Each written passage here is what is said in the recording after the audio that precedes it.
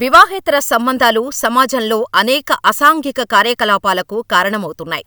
కలకాలం కలిసి ఉంటామని పెళ్లినాటి ప్రమాణాలను విస్మరించి వివాహేతర సంబంధాలు పెట్టుకోవటం ద్వారా దాడులు, హత్యలు జరుగుతున్నాయి. అయినా చాలామంది అనైతిక సంబంధాలు కొనసాగిస్తూనే ఉన్నారు. భారతీయ వివాహ వ్యవస్థకు మంచి గుర్తింపు ఉంది. కుటుంబ వ్యవస్థను పాశ్చాత్య దేశాలు సైతం గౌరవిస్తాయి, అభిమానిస్తాయి.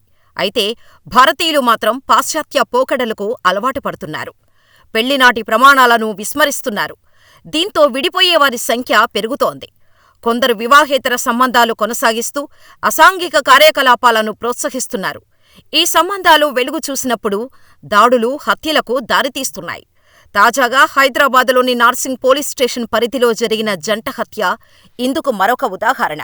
నార్సింగ్ పోలీస్ స్టేషన్ పరిధిలో ఉన్న పుప్పాలగూడలో 4 రోజుల క్రితం జంట హత్యలు జరిగాయి.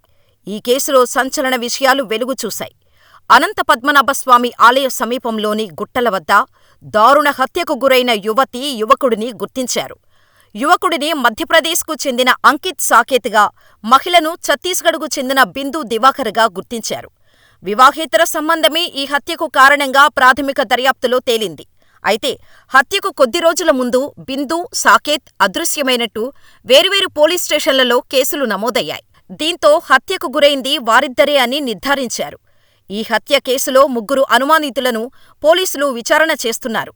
ఛత్తీస్గఢ్కు చెందిన బిందు, దివాకర్ దంపతులు ఉపాధి కోసం కొంతకాలం క్రితం హైదరాబాదుకు వచ్చారు. ఈ దంపతులు మొదట్లో శంకరపల్లిలో ఉండేవారు. దివాకర్ ప్లంబర్గా పనిచేస్తున్నాడు. వీరికి 3 పిల్లలు ఉన్నారు. అయితే అక్కడ నివసించే సమయంలో హౌస్ కీపింగ్ పనులు చేసే సాకేత్తో బిందుకు పరిచయం ఏర్పడింది. అది వారి మధ్య వివాహేతర సంబంధానికి దారితీసింది. ఈ విషయం దివాకర్కు తెలియటంతో శంకరపల్లి నుంచి వెళ్లిపోయారు. వనస్థలీపురంలోని చింతలకుంటలో ఉంటున్నారు. అయినా బిందు, సాకేత్ కూడా తరచూ కలుసుకునేవారు. ఈ క్రమంలోనే కొద్ది రోజుల క్రితం బిందు, సాకేత్ ఇళ్ల నుంచి వెళ్లిపోయారు. దీంతో తన భార్య కనిపించటం లేదని దివాకర్ జనవరి 8న వనస్థలీపురంలో ఫిర్యాదు చేశాడు. ఇక సాకేత్ కనిపించటం లేదని అతని సోదరుడు గచ్చిబౌలి పోలీస్ స్టేషన్లో జనవరి 11న ఫిర్యాదు చేశాడు.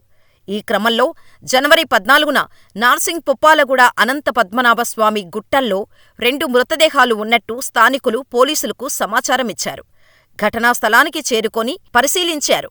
క్వారీ గుంత వద్ద సాకేత్ మృతదేహం ఉండగా ఒంటిపై కత్తిపోట్లు, ముఖంపై గ్రానైట్ రాయితో కొట్టినట్టు ఆనవాళ్లు ఉన్నాయి. కొద్ది దూరంలో బిందు మృతదేహం ఉంది. తలపై కొట్టినట్టు గాయాలు ఉన్నాయి. ఈ నెల 11న వీరిద్దరూ హత్యకు గురై ఉంటారని తెలుస్తోంది. ఘటనా స్థలంలో 4కి మించి ఉండొచ్చని పోలీసులు పేర్కొంటున్నారు. ఇదే ప్రదేశంలో మద్యం సీసాలు కూడా లభించాయి. అయితే హత్యకు ముందు ఏం జరిగిందన్న కోణంలో పోలీసులు దర్యాప్తు చేపట్టారు. దర్యాప్తులో పోలీసులు షాకింగ్ విషయం గుర్తించారు. బెంతులో సాకేత్ వ్యభిచారం చేయిస్తున్నట్టు నిర్ధారించినట్టు తెలిసింది. ఈ నెల 8న వనస్థలీపురం వెళ్లిన సాకేత్ బైకుపై బిందును తీసుకొని నానక్రామగూడకు వెళ్లాడు. అక్కడ ఓ మిత్రుడి గదిలో 3 రోజులు ఉన్నారు. 11న ఫోన్ కాల్ రావటంతో సాకేత్, బిందు అనంత పద్మనాభస్వామి గుట్టల వద్దకు వెళ్లారు. అక్కడున్న వారితో కలిసి మద్యం తాగారు.